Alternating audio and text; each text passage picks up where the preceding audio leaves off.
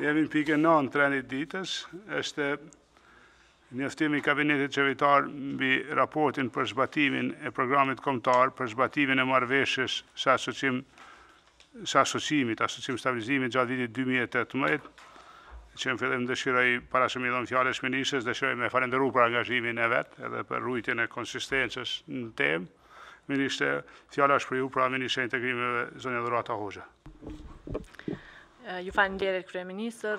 i nderuar kryeministër, të nderuar zëvendës kryeministra, të nderuar ministra, zëvendës ministra. Me lejoni të ju prezentoj para jush të arriturat në zbatimin e programit kombëtar për zbatimin e MSA-s. Për vitin 2018, bazuar në gjetjet e raportit të hartuar nga Ministria e Integrimit Evropian, në bashkëpunim me të gjitha institucionet përgjegjëse, dhe këtu dëshiroj të falenderoj institucionet për raportimin e saktë dhe azhur, pra të shpejtë. Programi për vitin 2018 ka parapar 532 masa, afatshkurta, respektivisht 144 masa legislative, pra rreth 27% të tërë masave kanë qenë legislative dhe 388 masa zbatuese apo rreth 73% kanë qenë masa zbatuese. Bazuar në gjetjet e këtij raporti, shkalla e përgjithshme e zbatimit të programit gjatë vitit 2018 është 68.23%. Pasi që 363 nga 532 masat janë zbatuar, dësa pjesa tjetër, prej 169 masave, apo 31.77% nuk kanë arritur të zbatohen brenda afateve kohore. Të nderuar antarë të kabinetit qeveritar, sipas gjetjeve të këtij raporti, institucionet e Kosovës kanë treguar performancë më të mirë gjatë vitit 2018 për 6%, krahasuar me vitin paraprak. Pasi që gjatë vitit 2017, programi kishte arritur të zbatohet në shkallë prej 62.05%. Sikurse edhe në vitin 2017, ashtu edhe në vitin 2018, caku apo objektivi i përmbushjes së marrëveshjes MSA-s ka qenë 60%, pra këtë vit e kemi tajkaluar për 8.23%. Me hollësisht disa informata rreth zbatimit, pra shkalla e zbatimit të masave legislative është 55.56%, pasi që 80 nga 144 masa të planifikuara janë zbatuar, ndërsa 44.44% të tyre apo 64 masa legislative nuk kanë arritur të zbatohen. Në anën tjetër, shkalla e zbatimit të masave zbatuese është 72.94%, pasi që 283 nga 388 masa të planifikuara janë zbatuar, ndërsa 27.06% apo 105 masa nuk kanë arritur të zbatohen brenda afateve kohore. Unë kisha shfrytzuar rastin këtu të kërkoj angazhim edhe më të madh, sepse caku për zbatimin e PKZ-MSA-s gjatë vitit 2019 është 70%, dhe si që dini indikatori, apo njëri ndër indikatorët për përkrahje bugjetore,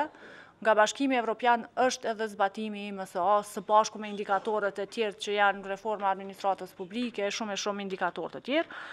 por kisha kërkuar nga ju kisha lutur që të njëjtin bashkëpunim dhe koordinim që kemi pasur, vetëm me një angazhim edhe më të madh të arrijmë të realizojmë qëllimet tona, pra caku prej 70% është një cak edhe më i vështirë, kemi detyra edhe më të vështira, prandaj kërkohet angazhimi i të gjithëve dhe përkushtimi i të gjithëve. Unë ju falenderoj për gjithë angazhimin që keni pasur deri më tani, sidomos për angazhimin që kemi pasur të gjithë së bashku gjatë vitit 2018. Nuk po i përmendim masat të cilat nuk kemi arritur t'i zbajtojmë, i keni në dokumentet në mbledhjen e qeverisë, jeni pajisur me raportin e detajuar, mirë po kisha kërkuar nga secili prej jush që me të vërtetë t'i angazhoni edhe zyrtarët e juaj në për institucionet e juaja që t'kemi zbatim edhe sa më të madh. Ju falenderoj shumë. Nisë, falenderoj shumë. Tani ne kemi biseduar në kaluamën për edhe mundësinë e një lançimi ashtu zyrtar të RSD, po së shpejti kemi edhe përvjetorin e tretë të MSA-s, fatë në nënshkrimit, me sa diun është me 1 prill, ose aty pari. Unë kam shprehë dëshirën nëse ju jeni dakord të bashkëpunoj me ju edhe me Ministrinë e Jashtme, që të organizojmë një takim të kryeministrave të Ballkanit, të bisedojmë çështjet e zbatimit MSA-s ose temave tjera, po të aftojmë edhe komisionerin Han, pra që tjetë këtu. E në këtë